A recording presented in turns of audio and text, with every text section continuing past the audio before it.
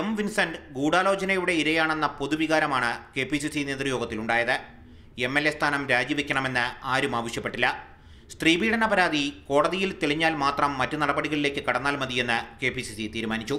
വിൻസെന്റിന്റെ കാര്യത്തിൽ നിയമം പിണറായിയുടെ വഴിക്കാണ് പോയിക്കൊണ്ടിരിക്കുന്നത്.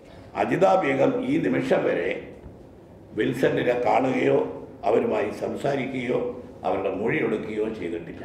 ആരോപണം കൈകാര്യം ചെയ്തതിൽ പാർട്ടിക്ക് വീഴ്ച പറ്റിയെന്ന വിമർശനം ഭാരവാഹി യോഗത്തിലുണ്ടായി.